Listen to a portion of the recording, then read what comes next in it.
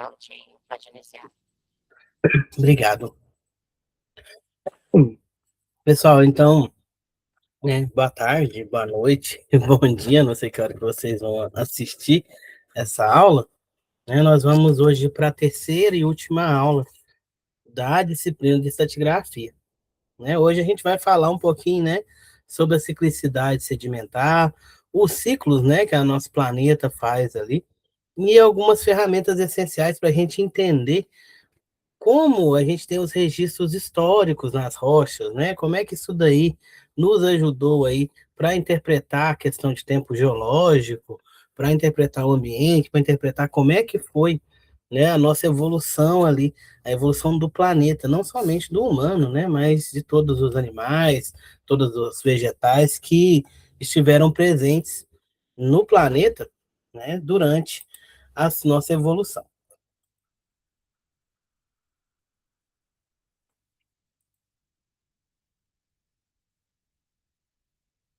Né? Primeira coisa que a gente vai ver aí, né, o que são ciclos sedimentares, né? A gente tem as rochas sedimentares que são formadas, né, como o nome dela já fala, por sedimentos.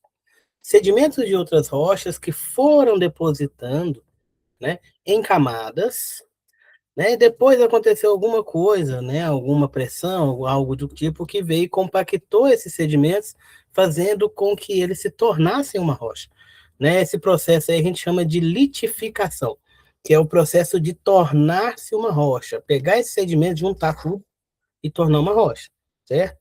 Essa deposição, ela se dava em camadas, que vinham os sedimentos, ficavam ali, né, acompanhando o solo, vinha mais sedimentos, ficava por cima ali, e acompanhando aquilo ali, fazendo camadas que se repetiam de forma muito organizada, né? E essa forma dessa organização dependia de vários processos, né? Um deles era o clima, outros era a posição da Terra naquele momento, né, em relação ao Sol. Então, isso daí vai nos ajudar, né, na parte de identificação do tempo geológico, porque nós temos aí rochas sedimentares milenares que trouxeram para a gente a história de como foi aquela região, né? Se houve um alagamento, se foi um deserto, se foi uma bacia sedimentar, né? Se teve algum evento catastrófico ali, né? Como, por exemplo, a erupção de um grande vulcão ou algo do tipo. Então, a gente vai estudar os ciclos sedimentares para entender um pouco sobre isso, né? Por que estudar esses ciclos? A identificação dos padrões que a gente tem nesses ciclos permite que a gente reconstrua, né, paleoclimas, né, que são da época ali, né, paleozoica, da época antes, né, de nós estarmos aqui e correlacionar as rochas das suas formações com as regiões, para a gente entender o processo de como ocorreu a sedimentação no passado. Né? Vocês lembram das aulas anteriores que a gente falou aí sobre a Pangeia, que antigamente a gente tinha todas as placas tectônicas juntas ali, né, as placas continentais, formando um grande continente chamado Pangeia. Então eu tenho ali essas rochas também. Essas rochas também vão se dividir entre os continentes, né? Uma das formas de descobrir isso daí foi pela parte desses ciclos sedimentares, né? Porque a rocha sedimentar, ela tem aquele jeito único dela de se depositar, ela não acontece por um desastre, né? Não é uma erupção vulcânica, ela é contínua e vai, né, ao longo do tempo e pode se modificar com alguns fatores aí paleoclimáticos. Controles principais, né? A gente vai ver hoje um pouquinho sobre a variação orbital da Terra, que são os alocíclicos, e processos locais, né? A questão da rotação da Terra, ela vai influenciar em todas as rochas, em todo o planeta. Já processos locais, a gente vai ter, né, mudanças, alterações ali em pequenas regiões, pequenas comparando com a Terra toda, certo? Principalmente a questão da tectônica, questão de movimento de placa, questão de erupção vulcânica, né, etc. Esses aí a gente chama de autocíclicos, porque são, né, dentro do planeta, digamos assim, né, são do planeta ali. Não tem a ver com a rotação, é algo pontual, né, mesmo que pegue uma região grande, ainda é considerado algo pontual, ok? Vamos prosseguir, né? Pioneiros da teoria orbital, né? Nós temos as teorias orbitais, a gente vai falar um pouquinho sobre os estudiosos que começaram, né, a estudar essa questão, começaram a tentar comprovar essas teorias, né? O primeiro foi Herschel, em 1830, que começou a sugerir ali que a gente teve variações orbitais ao longo, né, da evolução do nosso planeta. Né? Então a gente não teve a mesma órbita do mesmo jeitinho o tempo todo. Inclusive a gente não tem, né? A gente tem algumas variações ainda atualmente. Só que para nós, seres humanos, nós estamos aqui há pouquíssimo tempo. Então, assim, a gente não vê muito essa mudança. Já você pegar a idade da Terra, 4,5 bilhões de anos aí, foram mudanças que aconteceram, né, durante todo esse processo, certo? Depois veio Crow, em 1875, que propôs que as eras glaciais seriam causadas pela variação de distância entre a Terra e o Sol. Né? Quando a Terra estava mais distante do Sol, a gente tinha uma era do gelo, uma era glacial, né? Porque não tinha o aquecimento, etc. Então a Terra vinha congelar. Esse congelamento, gente, interferia nas rochas, né? Porque você tem o gelo ali, ele vai modificar o ambiente que ele está, o gelo, quando a água, quando ela congela, ela tem uma expansão de volume, né? Essa expansão aí faz com que você tenha arraste de sedimentos, né? Quando o gelo derrete, você tem esse retorno desses sedimentos, então você tem marcas nas rochas, feitas pelo gelo, por esse gelo que congela e descongela, certo? Então o Crow começou a falar sobre isso, porque como tivemos eras glaciais, e hoje em dia a gente não tem, né? A gente tem locais, né, logicamente, que tem gelo o tempo todo, né, igual os nossos polos aí, e temos locais aí que tem neve durante alguns períodos do ano, no inverno, né? Mas não é a Terra toda, igual acontecia nas eras glaciais. Nas eras glaciais, o gelo tomava conta de tudo. Você tinha alguns locais mais quentes, né? Mas você ainda tinha essa questão gelada em tudo, né? Então ele foi o primeiro a propor essas eras glaciais, comprovando, né, um pouco o que Herschel disse sobre a questão das variações orbitais.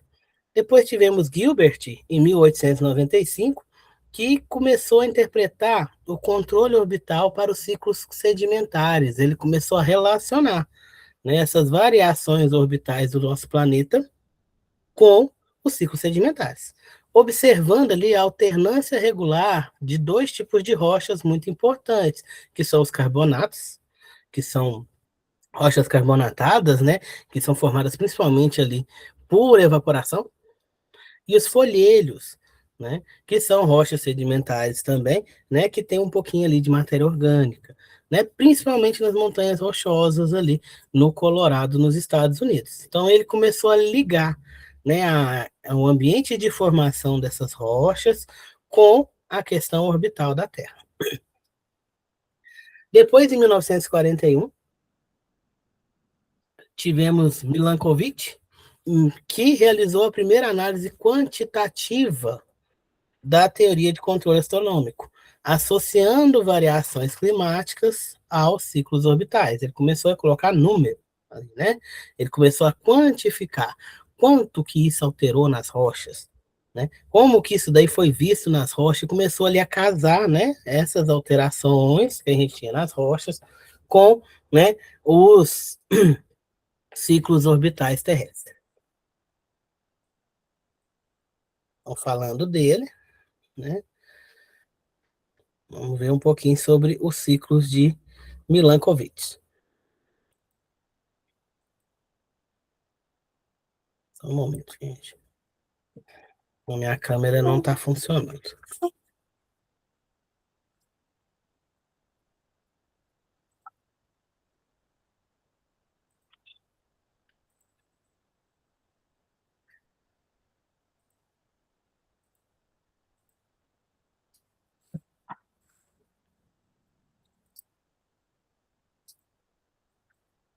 Só vou alterar a câmera aqui, só um momentinho. Eu vou passar para a web. Muito focado. Fica afastar ela um pouquinho. Vou chamar um pouco para trás, porque essa daqui ela é mais. O foco dela é maior na gente. Beleza. Então vamos lá, continuando, né? Voltando aqui para a parte dos ciclos orbitais de Milankovitch. Três parâmetros orbitais apresentam variações cíclicas e periódicas. Essas variações, pessoal, vão influenciar o clima, né? Porque o clima tem tudo a ver com a posição que o planeta assume em relação ao Sol, né? E a forma e velocidade com que ele faz esse giro. Então a gente tem três, né, principais ali parâmetros que vão influenciar nesse clima. O clima mudando, a gente tem mudança também na forma de deposição e na forma de litificação das rochas. As periodicidades foram calculadas com precisão depois, né, por Berger, em 1978. A gente não vai focar demais nesses cálculos, vocês viram que na apostila tem várias páginas de cálculo, né? Não que não seja importante, mas a teoria, que vocês entenderem a teoria nesse momento, é mais importante, né? Porque vocês entendam a questão da influência do clima, né? Desses ciclos com a formação das rochas. Quem for especializar nisso, aí foca mais nessa questão desses cálculos, tá? Vocês, por enquanto, né, a gente vai ver essa parte mais teórica, certinho? Então, a primeira que a gente tem aqui é a excentricidade, né? O nosso planeta, ele gira em torno do Sol de uma forma elíptica, atualmente, certo? O que que é isso? Ele não faz ali um giro redondinho, não é um círculo com o Sol estando no meio, não é, né? O nosso planeta, boa noite, o nosso planeta, ele vai orbitar ao redor do Sol, não somente o nosso, tá? Todos os planetas aí no nosso sistema solar, em forma de uma elipse, né? Que é esse círculo mais achatadinho aqui, ó. E o Sol, ele ocupa a posição de um dos focos. Ele não fica no centro. Então, tem um momento do ano que a gente está mais próximo do Sol. E tem um momento que a gente está mais distante, que a gente tem o afélio e o periélio, né? O periélio é mais perto, o afélio é mais longe. Quando eu estou mais perto do Sol, né? Logicamente, a gente vai ter um tempinho mais quente, né? Em todo o planeta. Quando estou mais longe, vai ser mais frio em todo o planeta. E aqui a gente tem, né, as posições medianas, onde a gente fica mais ou menos na mesma distância, né? Aqui, se a gente pegar, né, nesses pontos aqui, a gente tem as nossas quatro estações do ano, né, que são diferentes do hemisfério norte para o hemisfério sul, por causa do segundo parâmetro aqui, né? Alguém quer falar alguma coisa? Não? Beleza, pessoal, qualquer dúvida pode parar, tá? Pode chamar que eu respondo. Então, a gente entra aí na obliquidade, né? O que que é isso? A Terra, o nosso planeta Terra, ele não está retinho. Ele está, né, oblíquo. O que que é isso, gente? Ele está um pouquinho inclinado. Essa inclinação que a gente tem, né, está em torno ali de 20 e poucos graus atualmente, tá?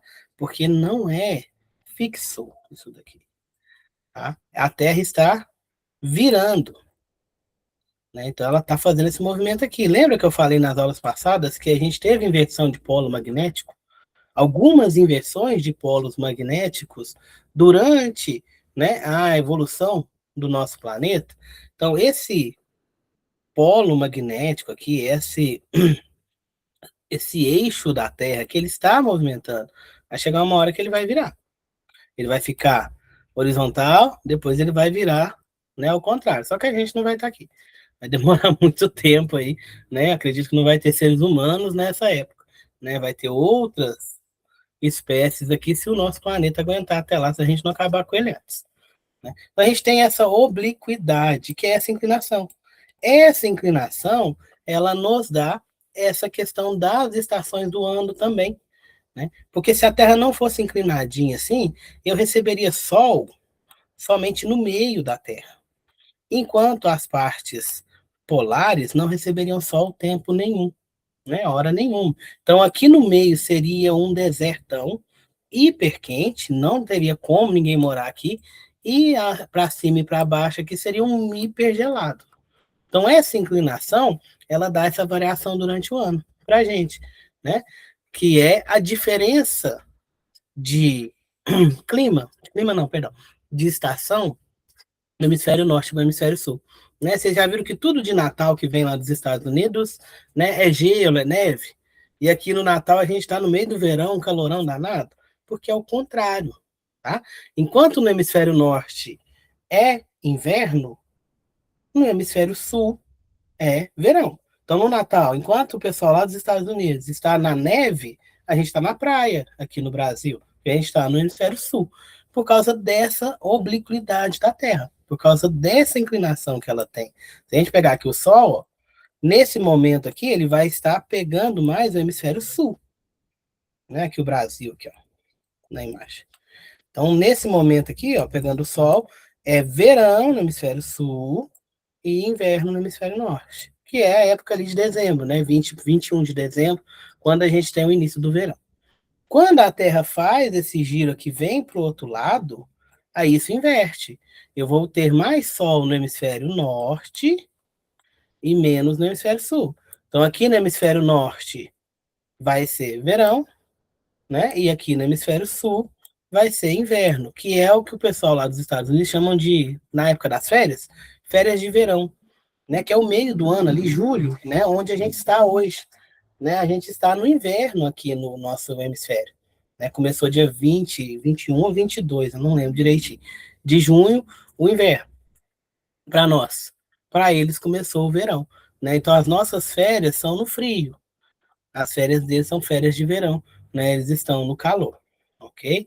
Então essa obliquidade, né, demonstra essa questão dessa alternância aqui de estações do ano.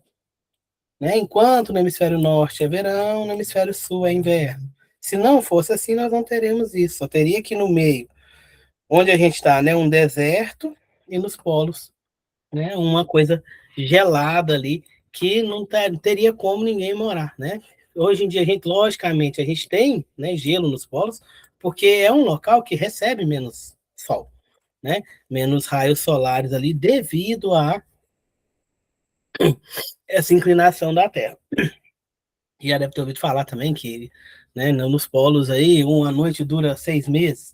Devido a essa inclinação da Terra, né, realmente tem uma época do ano que o Sol não se põe. Né? Não dá para ver o Sol se pôr aqui nos polos. Né? Não fica 6 meses, não, fica uns 3, 4 meses ali. Né? O Sol ele só dá uma baixada assim e volta.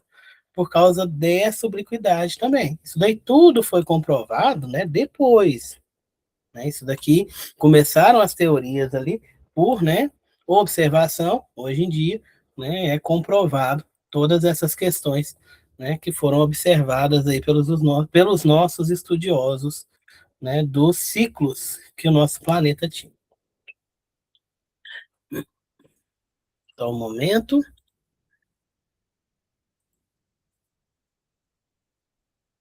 E por último aqui, né, essa processão, porque a Terra ela tem o movimento de rotação. Né? Esse movimento que a Terra faz em torno do Sol, a gente chama de translação. É um movimento que dura um ano. Né? Não dá um ano certinho, 364 dias, 365 dias, algumas horas. Né? 4 horas e pouco. Durante, né, depois de 4 anos, a gente junta essas horas aí e forma um dia que é o 29 de fevereiro. Né? Então, a gente, para poder dar essa acertada aí nesse ano que a gente tem, o ano terrestre. Né? O nosso ano terrestre tem 365 dias em média. O ano, né, marciano vai ser menor do que o nosso, né? Porque ele está mais, não, perdão, maior do que o nosso, porque ele está depois da gente aqui. Né? E assim vai. Essa processão já é da questão da rotação. Né? Além de fazer esse movimento em torno do Sol, a Terra faz um movimento em torno dela mesma, que é o movimento de rotação, né? Que é responsável pelo dia e a noite. Né? Enquanto a Terra faz esse movimento aí, que dura 24 horas, que é um dia, né, a gente tem a alternância de dia e noite. Se ela não fizesse esse giro, ia fazer igual acontece nos polos. Aí a gente ia ficar, né, enquanto está mais próximo do Sol aqui, um dia eterno, e quando estivesse longe do Sol, uma noite eterna.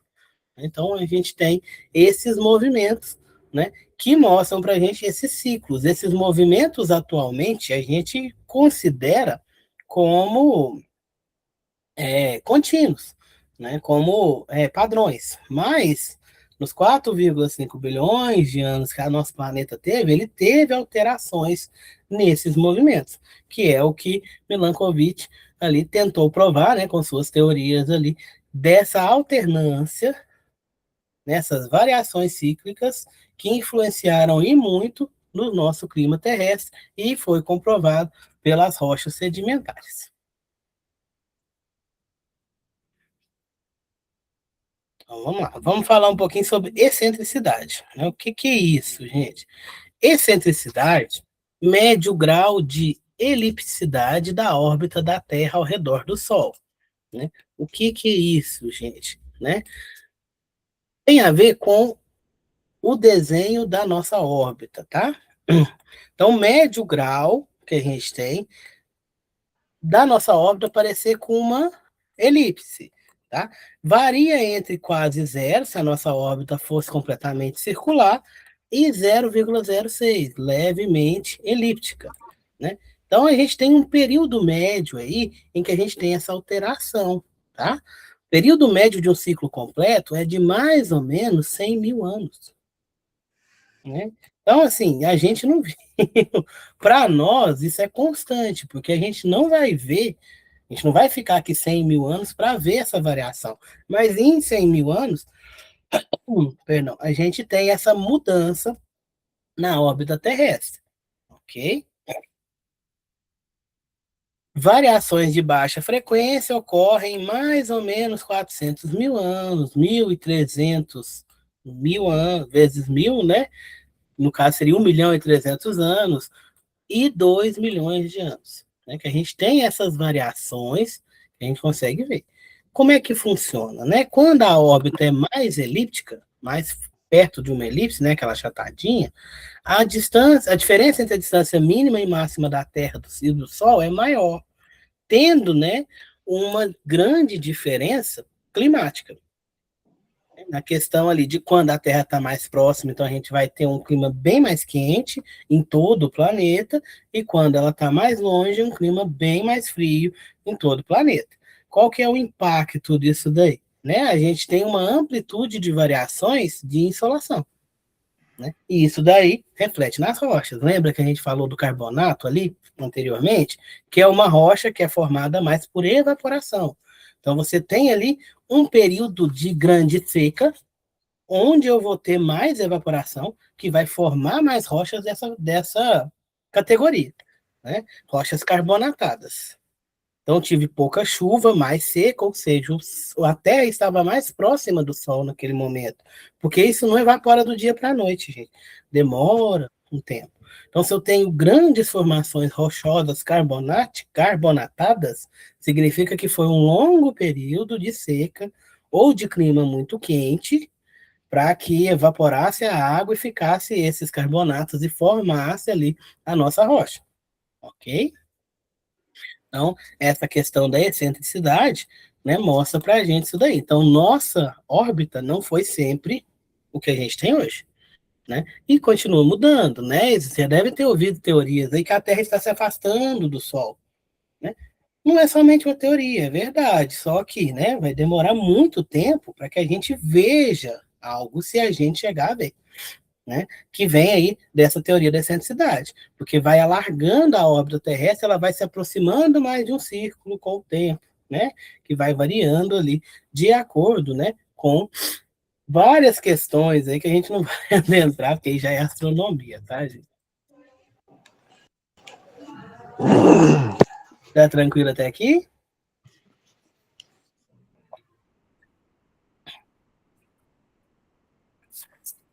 Beleza, vamos lá então. Obliquidade, né? O que é essa obliquidade? Oblíquo é a questão de um ângulo, tá? Ângulo maior do que 90, a gente fala que ele é oblíquo. 90 é o ângulo reto. né? Então a Terra não é retinha, como a gente falou, ela tem uma certa inclinação, né? Então a obliquidade é o ângulo de inclinação da Terra. Varia atualmente entre 22 e 24 graus e meio, e vai variando todo ano, tá, gente? Todo ano a gente tem uma certa variação, né? Periodicidade média, 41 milhões, não, 41 mil anos, com períodos secundários de 39 a 54 mil anos, né? Para que tenha essa variação completa. Então, só que não é de uma hora para outra que acontece. Ela vai devagarinho, né? Como funciona? Quanto maior a inclinação desse eixo, mais intensa é a estação do ano, principalmente nos locais mais afastados do centro, né? Que são os locais de altas latitudes. Latitude, gente, né, lembra lá das coordenadas geográficas, lá da geografia, né? É para a gente encontrar ali, né? É um sistema de localização. A gente tem latitude e longitude. Latitude são as linhas paralelas, horizontais, tá? E longitude são as verticais. Então, quanto maior a latitude, mais longe eu tô da linha central, que é a linha do Equador. Então, nesses locais, quanto maior a inclinação, pior vai ser o inverno, pior vai ser o verão, certo? Essa questão de estar mudando também, logicamente, né? As geleiras polares estão derretendo, né? Por nós também, a gente tem culpa nisso, mas não é somente a gente, né? A gente tem a questão do efeito estufa, que realmente é agravado por nós, mas ele é algo do planeta, que acontecia e ainda acontece. A gente tem a questão, né, da da parte aí do aquecimento global, né, que a gente tem nossa parcela de culpa, mas ele também acontece naturalmente, tá? Tudo que a gente faz, a gente acelera o processo, mas a Terra em si, ela é cíclica, então ela vai tendo esses ciclos. Então ela tem uma época, né, que ela inverte esse polo e acaba recebendo ali muito sol nas partes polares e acaba derretendo todo o gelo, né, e depois congelando de novo, né? E vai fazendo esses ciclos ao longo da vida do planeta, não da nossa, né? Igual eu tô falando pra vocês, a gente tem culpa sim, a gente está acelerando o processo, mas a Terra em si também faz esse processo. Tanto que ela deu um jeito aí de extinguir os dinossauros, né? Então, assim, nós estamos dando um jeito de extinguir a gente mesmo, né? Se a gente não frear aí, vai chegar uma hora que não vai dar para sobreviver aqui no nosso planeta. Mudança ao longo do tempo. No passado geológico, a obliquidade tinha períodos mais curtos, pois a Lua estava mais próxima da Terra e os dias eram mais curtos, né? Não era igual a gente tem hoje, né? A Lua está afastando, a gente está perdendo a Lua. A Lua é um satélite terrestre, né? A Lua, depois vocês procuram aí, tem várias teorias aí da formação da Lua. Enfim, a Lua é um satélite natural, ou seja, é uma rocha, alguma coisa que chegou ali na nossa órbita e ficou presa e está girando ao nosso redor. Só que ela vai se afastando. Quando ela está mais próxima, a gente tem ali a questão das marés. Sobe as marés, né? Tem a questão dos dias, das noites mais longas, né? E agora a nossa Lua está indo embora, está abandonando a Terra. Uma hora ela vai se perder, uma hora ela vai sair da órbita da Terra e vai se perder. Igual a Terra, uma hora ela vai sair da órbita do Sol e vai se perder. Se a gente não achar outro Sol, né? A gente vai se perder ali. Então, antigamente, que a Lua era mais próxima, a gente tinha os dias mais curtos e as noites mais longas. Então, o tempo, né, o clima, digamos assim, a temperatura era mais fria, né, do que é atualmente. Lembrar aí, pensar nos dinossauros, os dinossauros eram répteis, né? Répteis costumam gostar mais de climas mais amenos, não de tanto calor, igual é atualmente. Precessão, né? O que, que é essa precessão? Só um momento. É o movimento giratório do eixo da Terra, né? Que é aquele de rotação, que eu falei para vocês, como um peão desacelerando. É causada pela atração, perdão, combinada do Sol e da Lua sobre o equador terrestre. né? Então, tanto o Sol quanto a Lua, né, ajudam ela nesse processo de girar, de rotação, né? A gente tem diferenças nessa rotação em períodos ali de 20 a cada 26 mil anos, né? Combinado com a rotação da rota elíptica, resulta em processão dos equinócios, com períodos médios de 19 mil anos e 23 mil anos. Então, a gente tem modificação ali, né, na duração dos dias. Falar de equinócio, né? O que é equinócio, gente? Vocês lembram? O que é equinócio? Não, né, gente? Então, vamos lá. O equinócio, pessoal, é uma posição que a gente tem ali do planeta, certo? Que vai ser responsável pelos nossas estações, que é o inverno, né? Perdão, que é o inverno, que é o primavera e outono. Deixa eu voltar o slide aqui para mostrar para vocês.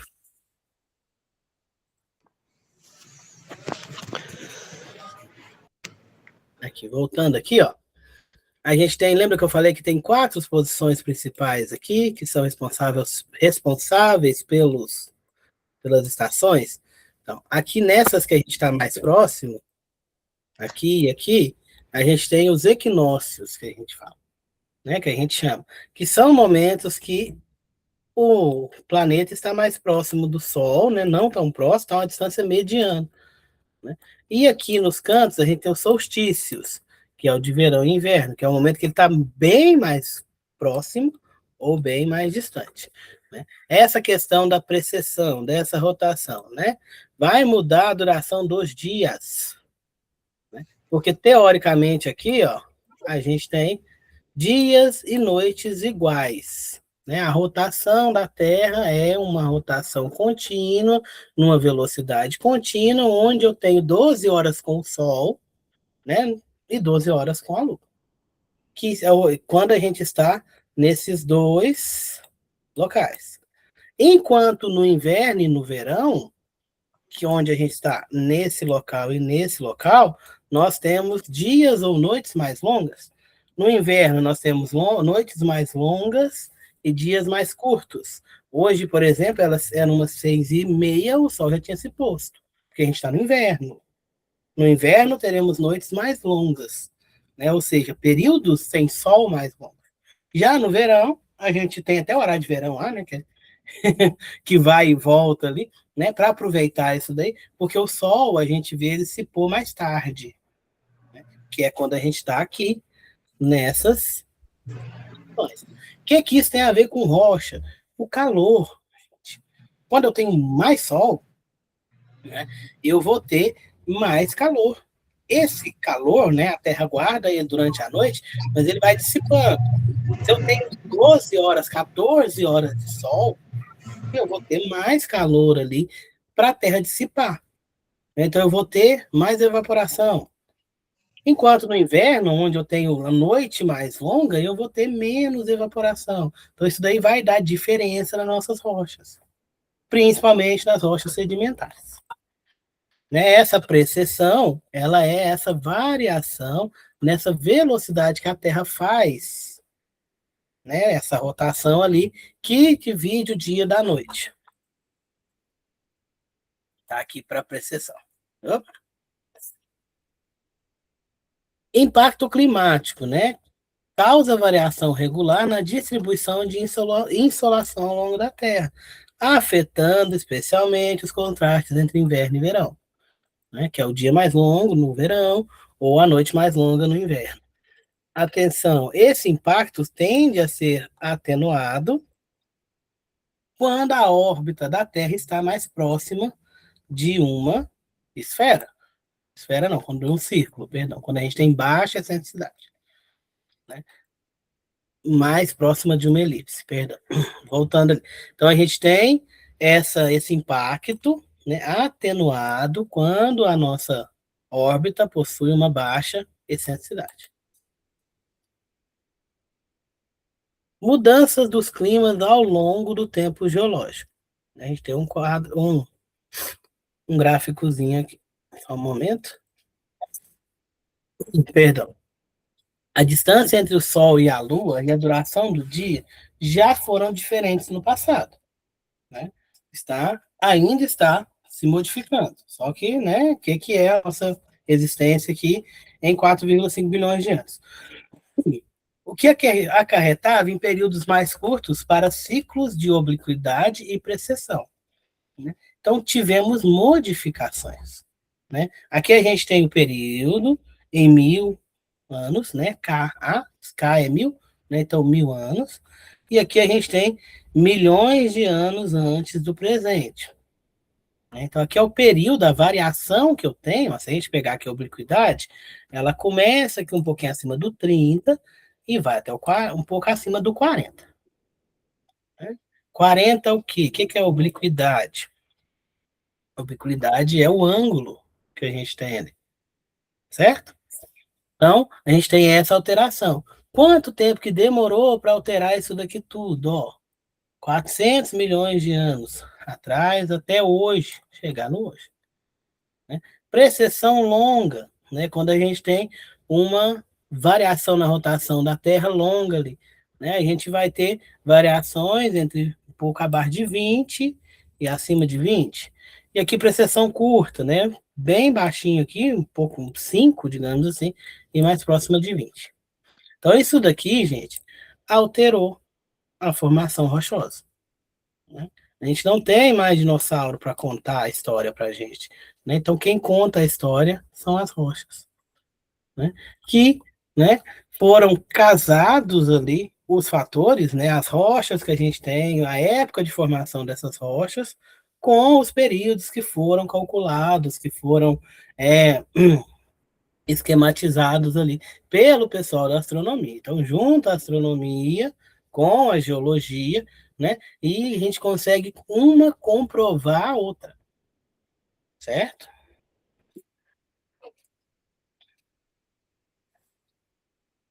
Os ciclos e a insolação. As variações orbitais vão provocar mudanças ali na quantidade de sol que a gente recebe, né? Durante o dia, dias mais longos, né? Então, a nossa insolação recebida pelo planeta. Por sua vez, nós vamos ter diferença no clima e, indiretamente, na produção, transporte e acúmulo de sedimentos. Né? Lembra lá que a gente falou um pouquinho sobre intemperismo? Né? O local mais quente, eu vou ter uma predominância, quente e úmido, eu vou ter uma predominância de intemperismo químico, enquanto locais mais frios e secos, eu vou ter uma predominância de intemperismo físico, né, onde eu vou ter mais quebra de rocha fisicamente, enquanto o intemperismo químico eu vou ter influência da temperatura, influência da água, né? Então, vai influenciar na produção, transporte e acúmulo de sedimentos. Né? Eu posso produzir mais, transportar mais e acumular mais sedimentos em certos períodos, de acordo com o clima. Né? Aqui a gente tem aqui um gráfico, né, mostrando ali a questão da variação da excentricidade, que é o vermelho aqui, ó, né, que a gente tem uma variação. E não é contínuo, estão vendo, gente? Isso aqui foi tudo calculado. Né? Então não é contínuo, a gente não consegue prever assim que é certinho. A gente tem, né, alterações ali que vão vir de fatores ali ainda desconhecidos. Enquanto a gente tem a variação da insolação aqui embaixo, né? Então aqui, ó, a gente pode ver que em momentos onde a excentricidade está mais alta ou mais baixa, a gente tem períodos de insolações com amplitude maior. O que é essa amplitude? A diferença do máximo para o mínimo, né? Tamanho de onda. Aqui eu tenho também uma diferença do máximo para o mínimo, tá vendo? Então eu tenho aqui um casamento, né, de dados, de valores. Quando eu tenho uma variação alta de excentricidade, eu acompanho com uma variação de insolação. A obliquidade, agora é o azulzinho, ela já vem ali, ó, ela já é mais contínua, mais cíclica, né? A insolação que acompanha ela é essa laranjinha, também é mais contínua. Então, a obliquidade ela não vai, né, ser tão significativa, né, nessa questão de insolação. Já a precessão, né, tá aqui embaixo aqui com a corzinha preta, né, eu tenho alguns ciclos maiores, alguns ciclos menores, e aqui eu tenho a insolação, que mantém-se a mesma. Aqui está mostrando, gente, né,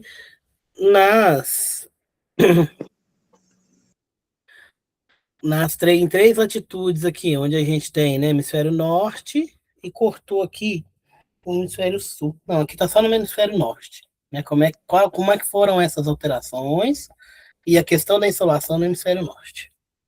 Por que o hemisfério norte? Porque o rapaz é de lá, né? Então ele estava estudando lá, ele não ia vir aqui para o Brasil para olhar as rochas aqui, ele tinha que acompanhar a região dele. Né? Então era mais fácil para ele acompanhar do hemisfério norte. Ciclo suborbitais. Alisson, deixa eu perguntar uma coisa. Esse acompanhamento de apostila aí está disponível para a gente? Esse material técnico? Sim, a apostila está no ProESC de vocês e o slide também a tutora coloca lá na aula. O slide fica na aula disponível? Fica na aula. Aí você entra lá, vai ter o vídeo gravado da aula e o slide também. Ela coloca lá para vocês. Tá bom. A apostila acho que está na primeira aula de vocês. Tá ok. O slide ele é feito a partir da apostila. Né? Mas aí a gente manda também que o slide é mais resumido, né? A apostila ela é o texto completo ali, no slide eu coloco mais resumido para a gente falar sobre.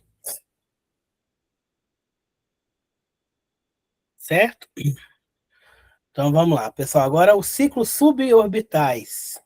Né? Além desses ciclos maiores que a gente tem do Milankovitch, nós temos ali análises espectrais de depósitos sedimentais em escala menor, escala centenária a milenar, né? Em centenas de anos, né? Milhares de anos, né? Menores ali, e suas possíveis origens, né? Que vai ser algo mais pontual, mais regional, né? Que é o que a gente consegue comprovar, né? Mais facilmente, né? Do que uma que pega ali o planeta todo, que aí o planeta todo eu vou ter que olhar rocha daqui, rocha de lá, mais pontual, a gente consegue, né, verificar em locais menores. As possíveis origens ali, ciclos solares, o nosso Sol, gente, ele não foi, né, algo de temperatura constante o tempo todo, né? O nosso Sol, ele é formado por, resumindo a grosso modo, tá, gente? Não é aula de química, não é aula de astronomia.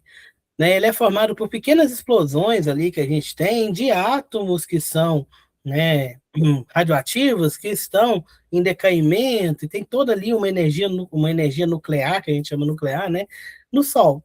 Então ele é uma bola de fogo onde eu tenho ali explosões constantes.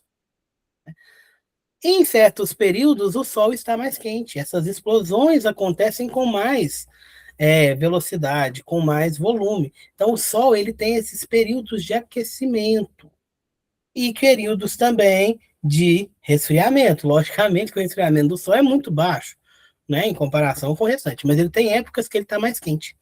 Né? Então, esses ciclos aí, né, foram acompanhados, né, dá para se ver também, né, nesses ciclos suborbitais, que não tem a ver com a órbita terrestre, por isso que é suborbital, né, e foram vistos nas nossas rochas. Né? Então, variações na atividade solar.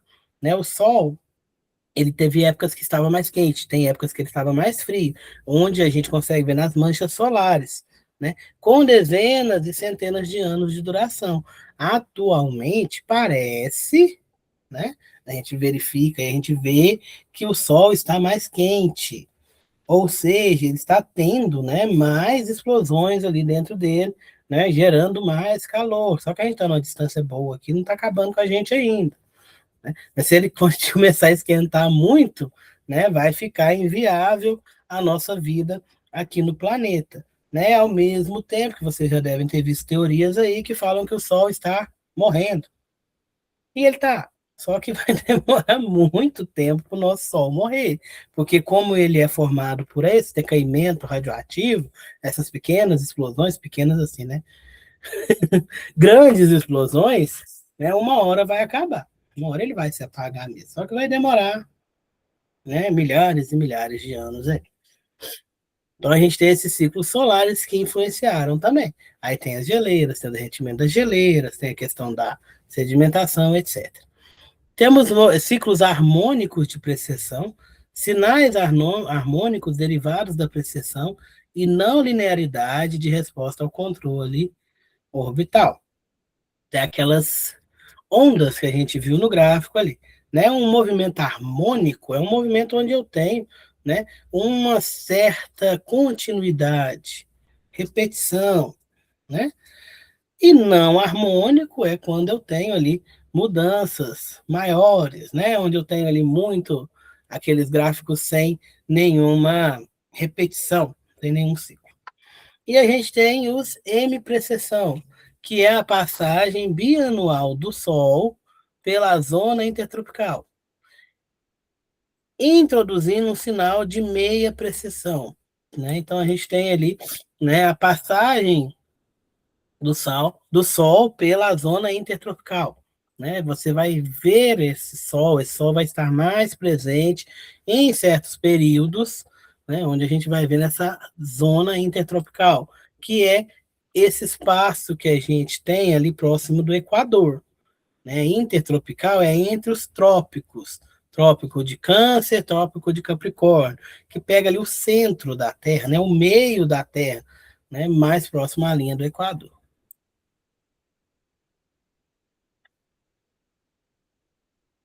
Identificação dos padrões cíclicos. Ciclo ideal, gente. Ciclo ideal é um termo que a gente utiliza, né, quando a gente tem ali uma sucessão típica determinando o ambiente sedimentar. Né? Então eu tenho ali, né, uma sucessão de camada de rocha. Ó, aqui, ó, começou com a rocha A, B e C, depois voltou para a rocha A, B e C, então eu tenho ali um ciclo ideal, né, que aconteceu durante o ano. Né? A rocha A depositou ali no inverno, a rocha B pegou ali a primavera e o verão, e a rocha C depositou no outono. Né? Isso daí é um ciclo ideal. A identificação ela vai ser baseada em critérios qualitativos, perdão, que é tipo, tá? E na premissa que o intervalo possui alguma organização. Aconteceu alguma coisa, né, que foi cíclica, que foi contínua ali, que alterou essa deposição, essa formação de rocha. A análise quantitativa ela vai ser possível ali, né, estatisticamente, né, quando eu tenho uma sucessão sedimentar usando algumas ferramentas matemáticas de análise de séries temporais, que é aquele tanto de cálculo lá que vocês viram na apostila. Né? Espectro dos modelos. A gente tem o modelo determinístico, né, que é aquele modelo onde eu tenho perfeita interseção. Né? Então, eu tenho alguns modelos de formações rochosas que são determinísticos, que é esse, rocha A, rocha B, rocha C. Depois começa, rocha A, rocha B, rocha C. É um ordenamento perfeito. Então, a gente fala que é determinístico. Aleatório é quando é independente. Né? Eu tenho ali uma rocha A e vem uma rocha B ali cruzada, depois vem uma rocha C. Né? Então, a gente tem muito isso daí. Né? Exemplo ali, né, de um modelo aleatório, lançamento de uma moeda, eu não posso precisar se vai ser caro ou coroa, né? Porque eu tenho probabilidade de 50%, mas não é assim, agora é cara, depois é coroa. Né? Não tem jeito, é aleatório. E a gente tem o estocástico, que é ordenamento parcial, que é o mais comum na geologia, porque a gente tem ciclos na Terra, terrestres. Então, assim, segue um certo padrão por um tempo, depois vira aquela loucura, depois volta ao outro padrão, que é o que a gente vê muito na geologia. Né? Porque a geologia, as rochas contam a história do nosso planeta. Né? E tudo pelo qual o nosso planeta passou, climaticamente falando de desastres, etc. Então a gente utiliza mais esse aqui, É um ordenamento parcial. Onde a gente consegue ver ordenamento, a gente estuda. Onde a gente não consegue, a gente tenta descobrir por que que não tem esse ordenamento mais e por que que houve essa mudança de ordenamento.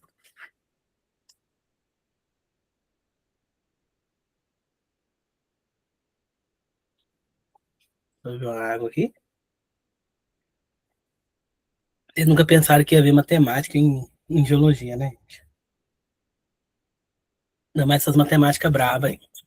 Depois, daqui a pouco, entra um negócio de matriz aí, que eu falei, gente, o povo vai me matar, né? E eu vou, igual eu falei para vocês, eu vou explicar a teoria, tá? A gente não vai adentrar muito nos cálculos, não, porque isso daí é mais específico para quem for, né, estudar essa questão aí.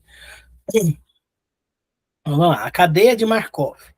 Desenvolvida por um matemático russo chamado Andrei Markov, ele analisou a alternância de vogais e consoantes num poema ali e criou essa cadeia, que é uma espécie de um cálculo, tá, gente? Que formou um modelo estocástico mais aplicado em geologia, porque a nossa planeta tem esses ciclos que de vez em quando é contínuo, de vez em quando não é, né? Modelo de primeira ordem. Um evento depende apenas do evento anterior. Né? Então, esse aí a gente chama de memória de um passo, é o mais utilizado em estudos de ciclicidade sedimentar. O que é isso? Né? Eu vou ter ali uma rocha, né? Uma rocha que é proveniente de um clima mais seco, né? Um período grande de seca. Depois eu vou ter outra rocha que vem de um período mais úmido, onde teve mais chuva. Né? Então, ali a gente tem ali, um evento depende apenas do evento anterior. Então, tive esse momento de seca, depois veio um momento chuvoso. Porque não tinha terra, não tinha planeta mais, fosse só seca, seca, seca, seca. Né? Então, vai depender um do outro. Depois da seca vem a chuva, depois do dia vem a noite, depois do sol vem a lua. Então, esse é o modelo de primeira ordem. Eu tenho um primeiro e a repetição que vem depois ali, né, é constante. Né, até um certo ponto, né, que é igual a que a gente viu aqui no nosso modelo, que ele tem períodos de, né, ciclicidade perfeita, depois ele altera tudo. Memória de processo, né, modelos sem memória, ou seja, evento aleatório. Então, ele utiliza isso daqui também nos cálculos matemáticos dele ali. Modelos com memória longa, a gente tem um ordenamento complexo, né? A gente vai vendo um monte de coisa diferente, diferente, diferente, mas chega uma hora que você vê que mesmo tudo sendo diferente, existe um padrão ali dentro, né? Que é essa memória de processo. Sucessões sedimentares, memórias curtas são as mais aplicáveis. E aplicação geológica. As faces sedimentares são tratadas como estados, que vão tendo sucessão entre si. A sucessão vai ser analisada pela transição entre esses estados, expressas ali numa matriz, né? Numa matriz matemática, que é aquela tabelinha ali que eu tenho linhas e colunas, né? Onde a gente consegue fazer esses cálculos, né? Que o Markov fez ali, né? Com é, ferramentas matemáticas.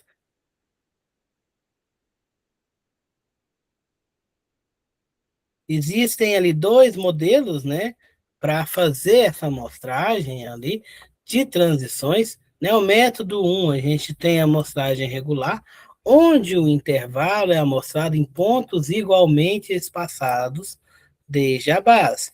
Pego uma sequência de rocha, pego ali a base e vou pegar de 10 em 10 metros para fazer a amostragem. Não é? Esse tipo de método ali, ele admite transições de fáceis para ela mesma, né? Menos recomendado para ciclicidade. Né? Aqui no gráfico a gente tem um exemplo aqui, ó, tem um exemplo de cores. Se a gente vê, ó, verde, azul, azul, amarelo, verde, verde. Tá vendo que teve aqui uma certa ciclicidade, né? Então a gente ele, né, jogou isso daqui para uma matriz. Matriz é esse como é que eu falo para você, essa tabelinha aqui montada, né? E ele colocou, atribuiu números ali e calculou em cima dessa matriz. O método 2 ele pega apenas transições entre fáceis diferentes, né? Aqui ele pegou, né, de distância em distância. Teve hora que pegou aqui em contato, de uma rocha para outra. Imagina que o amarelinho é uma rocha, o azul é outra rocha, o verde é outra rocha. Então, como ele jogou, né, a altura igual aqui, essa diferença aqui igual, foi de 1 em 1, tá vendo?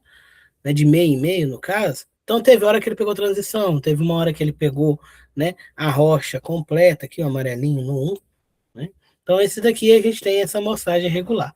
Já no método 2 ele pega somente as transições entre faces diferentes. Você vai pegar somente os contatos aqui, ó, entre o verde e o amarelo, entre. Não, como é que é? É azul e amarelo. Entre o azul e o verde e o azul, né? Etc.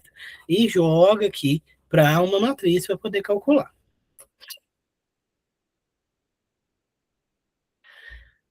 Teste de hipótese. Aqui a gente tem uma fórmula, né? Isso aqui é uma forma de calcular, né? Ver se a nossa sucessão sedimentar possui uma propriedade marcoviana, né? Ou seja, se ela entra dentro dos cálculos que o Markov fez, comparando com a matriz que ele montou ali, né? Ou no tipo 1 ou no tipo 2, esperada, calculando ali a nossa aleatoriedade. Ver se isso é aleatório, essa sucessão de rochas, ou se ela segue um certo padrão, né? Então a gente tem aqui o cálculo, tá, gente? A gente usa a fórmula do Q quadrado, né? Onde a gente tem um somatório da observada menos a esperada, né? A real menos aqui o meu modelo me daria ao quadrado dividido pela esperada. Então eu pego todos os valores e faço isso daí. Valores grandes de x quadrado indicam que os dados não concordam com a hipótese nula, que é a aleatoriedade. Valores pequenos ali já diz que concorda com essa aleatoriedade. O valor P, né, é a probabilidade de obter um resultado tão extremo quanto observado, caso a hipótese nula for verdadeira, né? Encontrar algo ali bem diferente, ser bem aleatório mesmo. Quanto menor o valor P, mais forte a evidência de ciclicidade. Aqui a gente monta um gráfico, tá vendo? E aqui a gente tem o valor P. Quanto menor ele, mais forte é a evidência que ali tem um ciclo, ali aconteceu um ciclo de formação rochosa. O fluxograma para essa análise, né, é uma metodologia completa para identificar esses padrões cíclicos em sucessões sedimentares, né? Esse fluxograma está lá na apostila de vocês, né? Onde, como é que é feito, né? Primeiro, alguém quer falar alguma coisa? Não? Beleza. Então, onde a gente faz ali, né, essa matriz,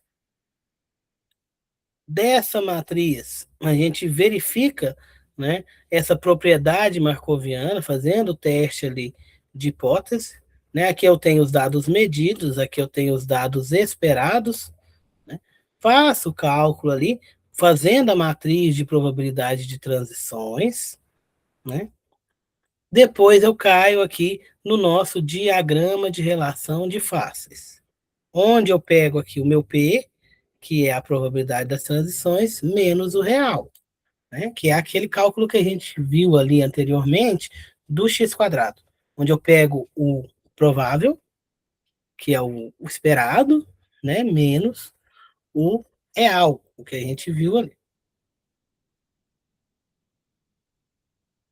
Então, a partir disso daqui, né? A gente constrói o N, que é a primeira matriz, calcula o E, faz o cálculo do Q quadrado e constrói esse diagrama de relações fáceis.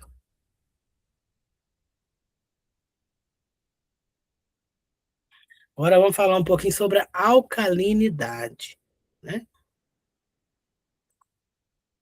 Que é a questão das rochas ali. Essa análise marcoviana foi aplicada em alguns testemunhos de sondagem de poços A, B e C, né, onde construiu ali aquelas matrizes, né, com 7 faces sedimentares. O resultado que a gente teve ali foi um x quadrado de 10.077, com 29 graus de liberdade, e um valor de P menor que 0,001. Evidência de ciclicidade muito forte. Então a gente tem ali, né, uma grande ciclicidade, né, e vai analisar. O nosso DRF vai evidenciar uma evolução de baixa energia, alcalinidade para a esquerda, para alta energia, alcalinidade para a direita, interpretada aqui pela progressiva evaporação de um lago com aumento de alcalinidade e diminuição da lâmina de água. Quanto mais alcalino, né, mais carbonato eu tenho ali. Então, quanto mais alcalino, mais chance eu vou ter de formar essas rochas carbonatadas. Aqui analisou um certo local, né? E pegou e colocou aqui essa questão de alcalinidade. Se eu tenho baixa alcalinidade, eu tenho uma baixa energia, ou seja, pouca evaporação. Porque esse carbonato, gente, que vai formar as rochas, ele está dissolvido em água, né? Pensa em um lago, né? Em épocas mais frias, em épocas mais chuvosas, esse lago vai estar cheio. Então, eu vou ter ali uma quantidade de material dissolvido que vai me dar um pH de um certo valor. Tá? pH alcalino é o pH acima de 7. pH alcalino, nesse caso, para a gente aqui é presença de carbonato. Okay? Imagina uma água cheia de carbonatos em um lago, né, que ficaria parado ali, ou seja, não tem alimentação desse lago por rios, né, córregos, etc. O lago fica paradinho ali, né, a água parada, vai ser alimentada somente por chuva, ok? Então, um momento chuvoso, um momento mais frio, um momento que não tem muita evaporação, eu vou ter uma baixa alcalinidade. Muita água, pouco carbonato dissolvido, certo? Que está aqui na esquerda. Com o aquecimento, não vai chover tanto e eu vou ter evaporação dessa água. O sólido, o carbonato que estava dissolvido, ele não vai embora durante a evaporação, ele fica. Então a água vai saindo e o carbonato vai ficando, aumentando essa alcalinidade, aumentando essa concentração de carbonato que eu tenho. Então eu tenho uma variação maior de pH. Quanto mais a água evapora, mais carbonato fica, mais alcalino fica o negócio. Né? Que é essa evidência que ele mostrou aqui com os cálculos, onde teve uma variação de baixa alcalinidade para alta alcalinidade. Então, durante esse período, eu tive um processo onde eu suponho que foi um aquecimento, porque eu tive muita evaporação da água e foi ficando carbonato. Como eu suponho que seja, né, um período quente, eu vou ter a alta energia. Energia da onde? Do Sol. Insolação. Então, aqui mostra um período onde eu tinha pouco sol, pouca insolação, que migrou para um período de muita insolação, onde essa água toda evaporou, diminuiu a lâmina de água e manteve ali um pH mais alcalino, ou seja, uma presença maior de carbonatos que vão formar, ou formaram nesse caso aqui, uma rocha carbonatada. Esse período é um período grande, tá, gente? Não é um mês, não é um ano. Isso daqui são alguns milhares ou centenas ou milhares de anos, né? Que comprovam aquela questão da ciclicidade da Terra, que nem sempre ela foi como é hoje, ela rodou como é hoje, ela movimentou ao redor do Sol como ela movimenta hoje. Tentando tirar um pouco do cálculo massivo para que vocês entendam para que serve esse cálculo. Tá? Aqui eu tenho, né, a questão aqui de uma sequência de rochas, né, onde na porção inferior ali eu tenho rochas intraclásticas com siliciclásticos, que é um tipo de rocha, tá? Uma espécie de um granitinho. Eu tenho, né, arborescências incipientes e arborescências bem definidas. Essa questão aqui é questão de fração de luz, tá? Então a gente tem aqui, ó, diferenças em tipos de rocha formadas em épocas diferentes, né? Que mostra para vocês isso, ó. Embaixo a gente viu que as que estão embaixo são mais velhas na sequência sedimentar. Então, primeiro a gente teve aqui, ó, essa formação desses materiais, desse tipo de rocha, né? Rochas ali cinzas que têm minerais silicatados. Depois vieram minerais arborescentes, né? Que tem uma certa propriedade óptica ali, né? Que são de ambientes de formação diferente. Então aqui também mostra mudança de ambiente de formação de acordo com ciclos terrestres, né? Onde a gente tem aqui, ó, uma mudança que a gente consegue verificar. Ó, a gente tem aqui um TFLR, que é o vermelhinho, e um TFLE, que é o azulzinho. Essa primeira formação aqui, que é a mais velha, é quando a gente tinha o lago em expansão, né? Ou seja, clima úmido, choveu muito, tive entrada de água e de sedimentos nesse lago, né? Porque foi chovendo, foi levando ali os sedimentos. Formou esse tipo de rocha, né? Simbolizada aqui por essa cor meio mostarda. Depois de um tempo, aconteceu alguma coisa que começou a depositar, né, minerais diferentes, né? Minerais ali que têm arborescências, que é simbolizado por essa parte mais roxinha. Aí eu tenho aqui o nosso TFLR, que é o nosso lago em retração, ou seja, ele está secando. Se ele está secando, um clima mais árido, com evaporação e precipitação química. Evaporação, a água foi embora, precipitação química é quando a água vai embora e aquilo que está dissolvido nele precipita em minerais. O que é esse precipitar? Forma minerais. Certo? Então a gente teve essas diferenças aí. Aqui eu vou ter uma rocha mais meio de lama, digamos assim, né? E aqui já vai ser uma rocha mais carbonatada, uma rocha que contém mais esses elementos que se dissolvem com facilidade na água. Que é só para mostrar, tá, gente? E aqui a sequência 2 também está mostrando ali. Nesse caso aqui, a gente tem uma diferençazinha, tá? Ocorre na porção intermediária da seção, onde a gente tem uma base ali que indica um lago com menor declividade do que no tipo 1. Né? No tipo 1 ali, eu tinha uma alimentação grande por causa de uma diferença de relevo ali. Aqui eu já não tenho, certo? Então, meu lago aqui é retinho, né? Esse lago com menor declividade, ele permite que as variações de nível desloquem para a borda do lago, né? E altera um pouco ali a sua formação. Então aqui eu vou ter, né, de novo, o nosso TFLE, né, aqui embaixo o azulzinho, clima úmido, muita água, pouco material dissolvido, baixa alcalinidade. Enquanto aqui a parte de cima, que é maior, estão vendo? Aqui já é bem maior, ó.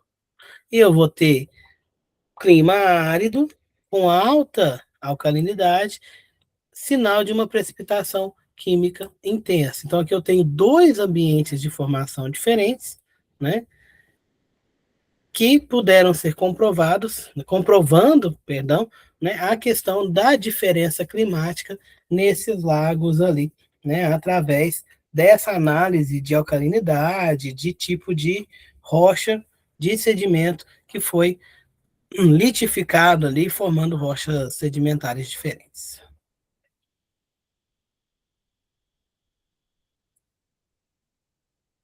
Aqui agora, para finalizar, a gente tem a sequência 3, né? onde a gente tem ali uma porção superior da seção. Aqui eu já tenho aqui um lago de baixíssima declividade, né, ou seja, bem retinho, né, onde as variações do nível deslocavam muito a borda do lago, né, e eu tenho ali uma presença, né, maior aqui desses minerais, né, dessas rochas que têm arborescência. É a mesma coisa aqui embaixo, um clima úmido, lâmina de água maior aqui embaixo, né, a formação diferente, enquanto aqui no clima árido, com evaporação intensa, eu vou ter um período maior, uma formação maior dessas rochas ali, evaporíticas, que a gente chama, nessa sequência de rochas sedimentares.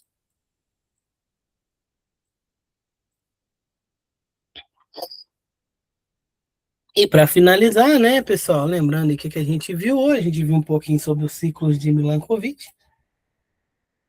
excentricidade, obliquidade e precessão, que vão controlar o clima e, consequentemente, a sedimentação, um pouquinho da análise marcoviana, né, que ela é uma análise estatística, que usa cálculo matricial, que a gente não focou muito, né, por essa questão ali dela ser mais específica. Falamos um pouquinho sobre as sequências alimentares ali, a diferença, né, dos ambientes de formação uma para a outra, e os a análise de lagos de formação ali, onde a gente teve período de expansão, que era período de chuva, período úmido, e períodos de retração, que são períodos onde tinha pouca chuva, né, um tempo mais seco, mostrando ali diferença na estratigrafia do lago, né? Estratigrafia lacustre, que é, né, de lago. Aqui tem uma imagem, ó. Essas sequências aqui que a gente vê, coloridas aqui, é o que a gente estuda na estratigrafia, né? Como é que foi essa formação? Se aqui é o mesmo local, por que que eu tenho essa diferença de cor? É por causa dessa diferença aqui, ó, de umidade, de clima, né? Quando está mais baixo, gente, o nosso nível do lago ali, ele fica uma água mais barrenta, então fica mais escurinho, né? Quando eu tenho sequências de cheias, né, a, como tem mais água, ele não fica tão barrento, a água fica mais clarinha, então eu vou ter ali, né, sequências de rochas mais clarinhas, certo? E a gente termina por aqui a disciplina de estratigrafia. Vocês têm alguma dúvida? Alguma pergunta?